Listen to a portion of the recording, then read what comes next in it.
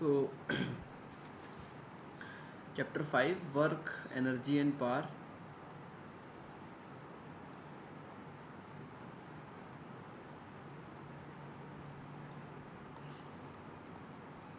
पहली बात तो मैं ध्यान में रखना है, work and energy same thing, and then it comes power.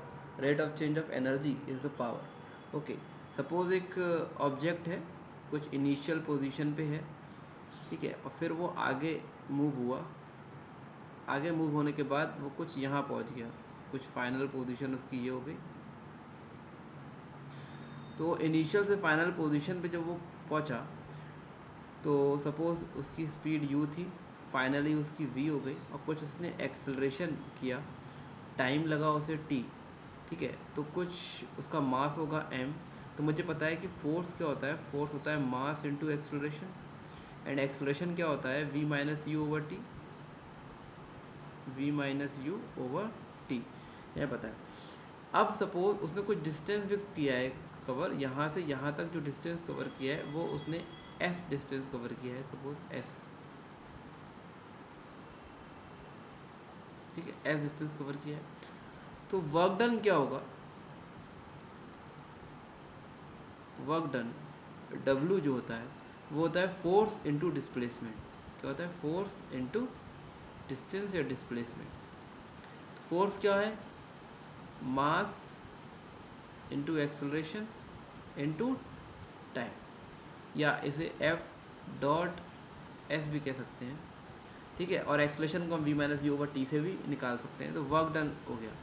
तो एक्चुअल में ये होता है न्यूटन मीटर, या ऐसे कहते हैं जूल, यूनिट यूज़ करते हैं जूल, ठीक है. अब वर्क डन जो होता है, वर्क डन ही स्टोर होता है in the form of energy, ठीक है. एनर्जी, इस वक्त जो एनर्जी काम करी है उसे कहते हैं काइनेटिक एनर्जी. कौन सी एनर्जी काम करी है, काइनेटिक एनर्जी. इनिशियल से फाइनल पहुंची, तो काइनेटिक एनर्जी जो गिवन होती है वो होती है हाफ एम वी स्क्वायर. ये हो गई फाइनल. और इनिशियल काइनेटिक एनर्जी क्या होगी, वो होगी हाफ एम यू स्क्वायर. अगर चेंज इन काइनेटिक एनर्जी निकालूं तो होगा kinetic energy final minus kinetic energy initial is equals to half m, common ले लूँ, v square minus u square. इसी को हम कहते हैं work energy theorem. Work energy theorem. तो वर्क डन यानी कि स्मॉल वर्क डन डी डब्ल्यू is change in kinetic energy of the system, of the body. इसे कहते हैं work energy theorem. Okay, so work done is store in the form of energy, और energy की unit क्या होती है, joule होती है. ये ऐसे कहते हैं न्यूटन मीटर. ओके, अब एनर्जी बहुत फॉर्म्स में होती है, वो हम बाद में देखेंगे. अब सपोज मैंने किसी एक ऑब्जेक्ट पे किसी एंगल पे फोर्स लगा दी, सपोज ये इसकी मेन था, और किसी एंगल पे फोर्स लगाई है एफ, और एंगल टीटा है. तो मैंने पहले भी एक्सप्लेन किया है, जहाँ टीटा है वहाँ क्या आएगा, एफ कॉस टीटा, और ऊपर की तरफ इसका क्या आएगा, एफ साइन टीटा. अब मोशन जो हो रहा है वो एस यहाँ हो रहा है, इस डिस्टेंस से हो रहा है. इसका मतलब वर्क डन जो होगा, वर्क डन क्या होगा, एफ जो इस वक्त होगा F cos theta dot S, यानी कि वर्क डन होगा F dot S cos theta. ये एनर्जी का फॉर्मूला होगा, ठीक है, वर्क डन का फॉर्मूला हो गया. सॉरी, बात समझ में आ गई. और ये थीटा क्या है, at an angle at which force has been applied from horizontal. और ये वर्टिकल, अब यहाँ तो ऊपर नहीं जा रहा है, इस तरफ मोशन जा रहा है, तो इसका कोई यूज़ नहीं है. अभी हम इस पर जा रहे हैं, तो एफ कॉस थीटा लगा देंगे. बात समझ में आ गई होगी, ठीक है. तो एनर्जी की एसआई यूनिट क्या होती है, जूल होती है. और अगर सीजीएस यूनिट देखूँ मैं तो अर्ग होती है, अर्ग होती है, ठीक है.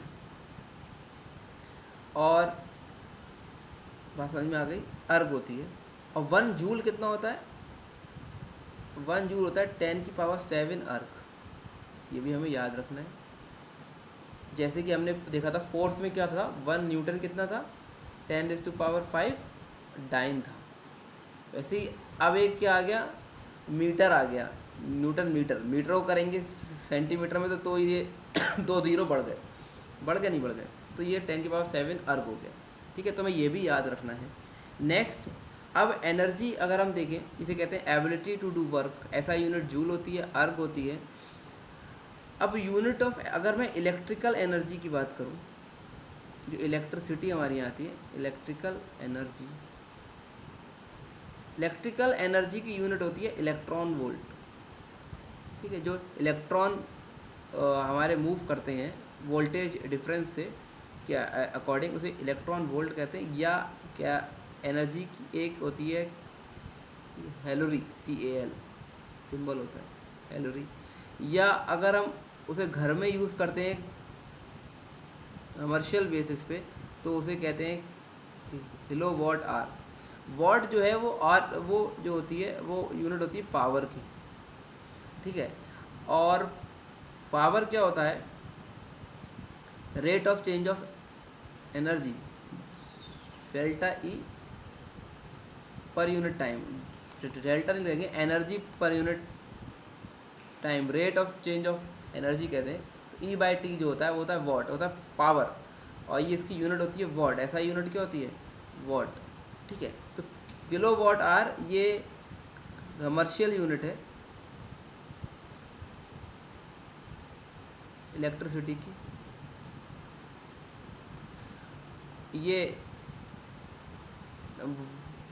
बॉडी में जो हमारे जो बनती हैं ADP और ATP बनते हैं, वो कन्वर्ट होते हैं, तो उसमें कुछ एनर्जी निकलती है, वो इस फॉर्म में निकलती है कैलोरी। ये इलेक्ट्रॉन वोल्ट है। याद रखें 1 इलेक्ट्रॉन वोल्ट कितना होता है, 1.6 × 10⁻⁻19 जूल। ठीक है, हमें पता है कि चार्ज ऑन इलेक्ट्रॉन कितना होता है, 1.6 × 10⁻⁻19 कूलम, तो वही है। और 1 किलोवाट आवर होता है 3.6 × 10⁻6 जूल। ये हमें याद रखना है। 1 मेगावाट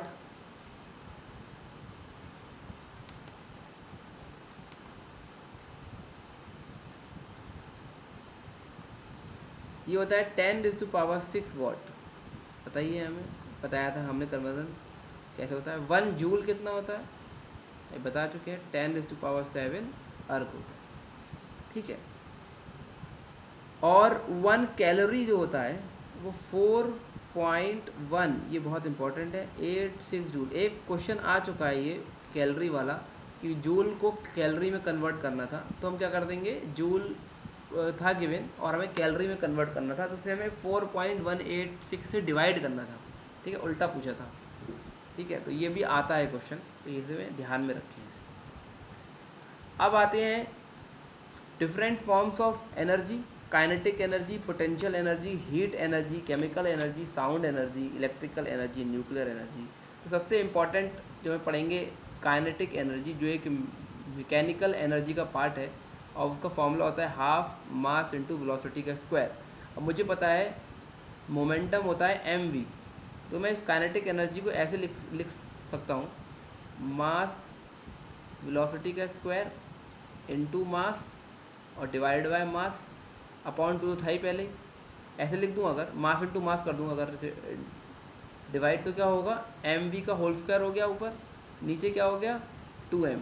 तो हम लिख सकते हैं कि kinetic energy can be represent as p² divided by 2m। बहुत ही इंपॉर्टेंट रिलेशन। ठीक है, p² डिवाइडेड बाय 2m। फिर एक और टर्म आता है पोटेंशियल एनर्जी।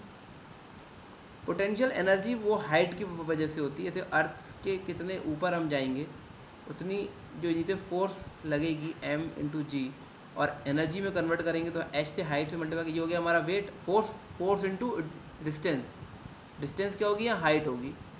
तो जो हाइट की वजह से जो एनर्जी हमारे अंदर आ गई उसे कहते हैं पोटेंशियल एनर्जी, उसे कहते हैं mass into acceleration due to gravity into height. Potential energy याद रखें, सारी एनर्जी की यूनिट जूल ही होती है, ये कंफ्यूज ना हो। पोटेंशियल एनर्जी mgh हो गई। और याद रखें कि मैकेनिकल एनर्जी जो होती है वो होता है sum of kinetic energy plus potential energy. ठीक है, इसे कहते हैं मैकेनिकल एनर्जी। अभी ट्रांसफॉर्मेशन ऑफ एनर्जी है। इनपुट एनर्जी क्या है और आउटपुट एनर्जी हमें क्या मिल रही है।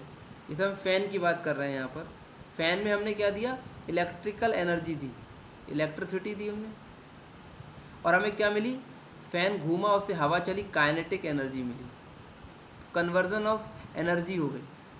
ठीक है, हमने सेल फोन लिया या फिर ये सेल लिया, सेल बैटरी वाला, तो अंदर कौन सी एनर्जी है, केमिकल एनर्जी है,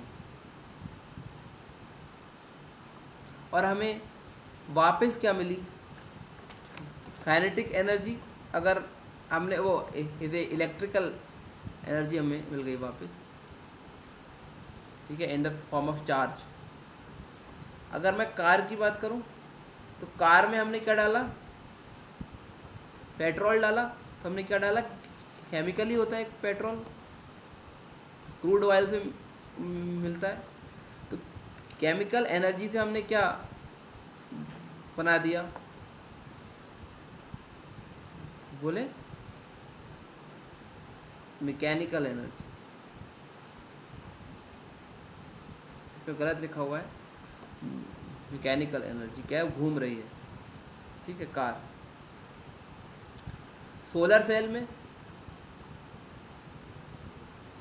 में क्या होता है, सोलर प्लेट होती है, उसमें छोटे छोटे सोलर सेल होते हैं, अगर आपको पता हो। जब इसके ऊपर लाइट पड़ती है, सनलाइट पड़ती है, सनलाइट, और हमें पता है कि सनलाइट की एनर्जी होती है E is to h mu. Mu क्या होती है, फ्रीक्वेंसी ऑफ लाइट।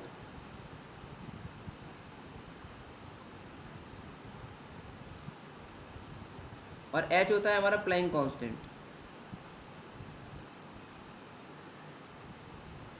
तो ये एनर्जी क्या होती है, इसमें से जो, अगर मैं इसे बड़ा करके दिखाऊं तो ये सेल में से क्या होते हैं, इलेक्ट्रॉन्स होते हैं, सेमीकंडक्टर। जब इस पे ये पड़ी लाइट तो ये इलेक्ट्रॉन बाहर आ गए, इजेक्ट कर गए, इलेक्ट्रॉन इजेक्ट कर गए, ये लेटिस में आ गए और मूव करने लगे, और मूव करने लगे तो क्या हुआ पैदा, करंट पैदा हो गया, और करंट से क्या बन गई, इलेक्ट्रिकल एनर्जी बन गई।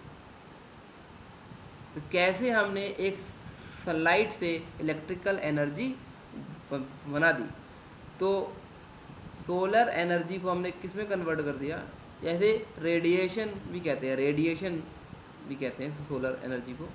सोलर एनर्जी को हमने क्या कर दिया, इलेक्ट्रिकल एनर्जी में कन्वर्ट कर दिया। और इलेक्ट्रिकल एनर्जी से हम कुछ भी यूज़ कर सकते हैं। हमने पंखा, फैन यूज़ कर दिया, तो इलेक्ट्रिकल को हमने क्या करा, काइनेटिक एनर्जी में यूज़ कर दिया, इसे कन्वर्ट कर दिया। तो ऐसे हम बहुत सारी कन्वर्जन कर सकते हैं।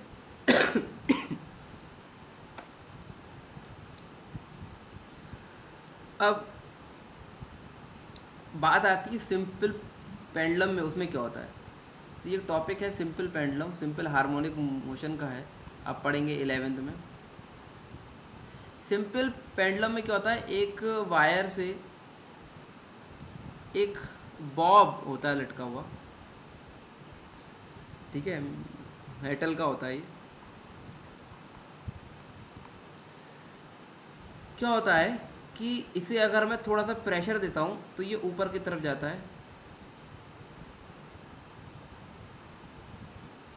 और पहले ऊपर गया, फिर वहाँ से गया, वापस आया, फिर ये इस तरफ की तरफ गया,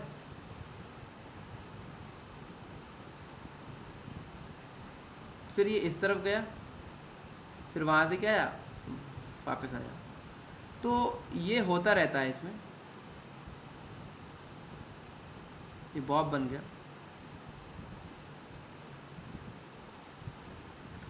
हॉटेड से मैंने इसलिए बनाया कि पता लगे कि ये पोजीशन फिक्स नहीं है, ये पोजीशन यहाँ पर रुकता नहीं है, रुकेगा कहाँ पर आके, जहाँ पर हमने ये वाला बनाया डाटा। तो ये जो पोजीशन होती है इसे कहते हैं मीन पोजीशन। ये पोजीशन होती है एक्सट्रीम पोजीशन। सिमिलरली ये भी पोजीशन क्या होती है, एक्सट्रीम पोजीशन। यहाँ से स्टार्ट करते हैं, मैंने स्पीड दी, यहाँ से स्पीड दी v से, v स्पीड दी से, तो ये गया यहाँ तक पहुँचा। तो यहाँ पर अगर मैं करूँ बात, तो काइनेटिक एनर्जी कितनी होगी, हाफ mv² होगी। पोटेंशियल एनर्जी कितनी होगी, 0 होगी, क्योंकि हाइट अगर देखें 0 है, ये इसके लेवल का हाइट है। फिर ये ऊपर गया ऊपर गया ऊपर गया ऊपर गया, यहाँ रुक गया। जैसे यहाँ रुका एक्सट्रीम पे, तो v कितनी हो गई, 0 हो गई। फिर क्या हुआ, वापस आना शुरू हुआ, तो v 0 हो गई। इसका मतलब काइनेटिक एनर्जी यहाँ पर क्या हो गई, 0 हो गई। और सब किस में हो गई कन्वर्ट, पोटेंशियल एनर्जी में। ये कुछ हाइट पे पहुँचा नहीं पहुँचा, मीन पोजीशन से कुछ हाइट पे गया, तो इसके अंदर क्या आ गई, पोटेंशियल एनर्जी आ गई mgh। अब फिर सारी पोटेंशियल एनर्जी किस में कन्वर्ट हो गई, काइनेटिक में। और यहाँ देखो हाइट हो गई 0, इस पोजीशन पे पोटेंशियल एनर्जी 0 हो गई, क्योंकि हाइट क्या हो गई, 0 हो गई, रेफरेंस फ्रेम से 0 हो गई। फिर इस तरफ गया v से, तो वेलोसिटी पहुंची, फिर यहाँ पर v क्या हो गया, 0। जैसे ही v 0 हुआ तो काइनेटिक एनर्जी कितनी हो गई, 0, और पोटेंशियल एनर्जी क्या हो गई, मैक्सिमम हो गई, mgh। तो इसे कहते हैं law of conservation of energy.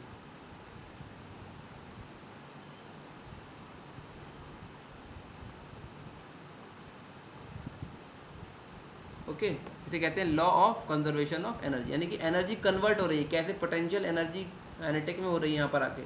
यहाँ पर v क्या हो जाएगी, मैक्सिमम, और यहाँ v क्या हो जाएगी, 0 0। तो जो एक रेवोल्यूशन का टाइम पीरियड होता है, ये सपोज मान लेता हूँ इसकी कितनी है लेंथ, l मान लेता हूँ, कितनी है लेंथ, l है पूरे वायर की, ठीक है। और इस पर वेट लग रहा है नीचे mg, वेट लग रहा है नीचे mg। तो जो एक रेवोल्यूशन का टाइम पीरियड होगा, टाइम पीरियड ऑफ रेवोल्यूशन, एक का टाइम पीरियड लिख देते हैं डायरेक्ट, तो t से करते हैं डिनोट, वो होता है 2π √L/g। L क्या है, लेंथ ऑफ द स्ट्रिंग, क्या L है, length of the string. Time period ये होता है 2π √L/g, ठीक है। अब आता है हमारा पावर, फिर से बता देते हैं एक बार। पावर क्या होता है, एनर्जी अपॉन टाइम, या कह दूं work done upon time taken, ठीक है। तो वर्क डन किस में होता है, जूल में, ये होता है सेकंड में, तो क्या होगा, जूल पर सेकंड, इसी को कहते हैं वॉट, ठीक है। और 1 हॉर्स पावर जो होती है, जो हम कार का देखते हैं, वो कितने हॉर्स पावर की कार है, 1 हॉर्स पावर होती है 746 वॉट, ठीक है।